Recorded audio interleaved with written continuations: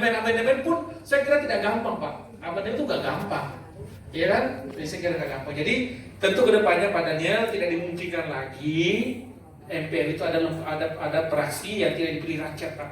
Kita ingin perwakilan itu betul semuanya dipilih rakyat, sehingga legitimasinya itu menjadi kuat. Kalau dituju-tuju begitu kan, waduh, itu nanti kita kepada Orde Baru nantinya gitu. Ya kan, DPD, teman-teman DPD kita hanya dipilih 4 orang per provinsi. Jawa Barat Pak penduduknya 40 juta lebih, hanya dipilih 4 orang. Sulawesi Barat penduduknya nggak sampai 1 juta tapi 4 orang juga gitu. Mungkin nanti itu yang dikaji. Mungkin tidak perlu sama semua 4 orang per provinsi gitu ya, tapi berdasarkan jumlah penduduk. Yang bisa yang mengkaji semuanya adalah MPR Pak. Melalui kelengkapan MPR namanya Badan Kajian. Di MPR itu ada 3 lembaga. Ada Badan Kajian, ada Badan Sosialisasi, ada Badan Penganggaran. Ini arah kelengkapan Pak MPR untuk melaksanakan fungsi-fungsi MPR sehari-hari gitu. Ya gitu ya Pak, maksudnya jadi gak usah khawatir Pak mengenai masalah tadi multikulturalisme. Saya kira tanggung jawab kita bersama ya, bukan hanya MPR tapi termasuk juga Presiden yang sudah membentuk BPIP ya. Dan sampai BPIP ini gajinya yang besar tapi kerjanya kita nggak tahu. Ini BPIP kan gajinya 100 juta, 150 juta tapi kita nggak tahu apa fungsinya gitu. Ya kan, bahkan kepala BP itu mundur gitu. Jadi ada apa ini BPIP ya kan?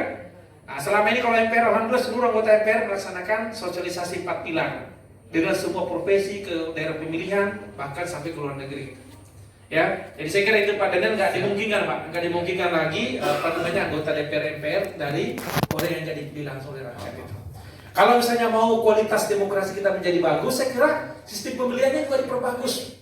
Sekarang ini masih ada money politik, masih ada kekuasaan itu yang intimidasi pejabat terhadap rakyat itu masih terjadi.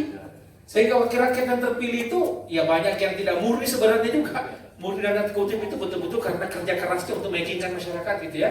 Tapi karena bapaknya gubernur, bapaknya bupati, suaminya bupati gubernur, ini yang terpilih sekarang.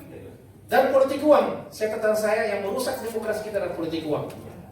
Saya bersama Pak Didi alhamdulillah sudah 4 kali Pak terpilih, nggak pernah menggunakan politik uang. Ya karena kita memang sering turun ke masyarakat untuk berkomunikasi, berdialog langsung dengan masyarakat itu. Jadi kalau ada yang mengatakan bahwa semua anggota DPR dipilih melalui politik uang, itu nggak benar juga Pak. Tapi banyak juga terpilih karena politik uang. Yang kedua karena pendekatan kekuasaan.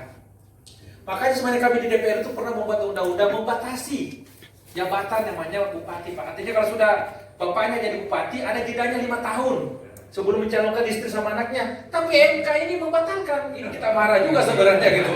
Ya, makanya kami di MPR ini agak marah sama MK tanda kutip sebenarnya, karena bisa menata lembaga negara MPR Pak.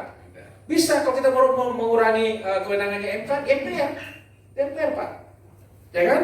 Jadi penataan lembaga negara itu salah satu menjadi tugas daripada MPR untuk mengkajinya. Ya, nah ini saya kira jok aja ya. Kita beri aplaus orang tiga narasumber yang dimana ini akan dikaji lebih jauh lagi. Oke, terima kasih Bapak-bapak atas waktu dan kesempatannya. Kita tutup bersama. Wabillahi taufiq wal hidayah. Assalamualaikum warahmatullahi wabarakatuh.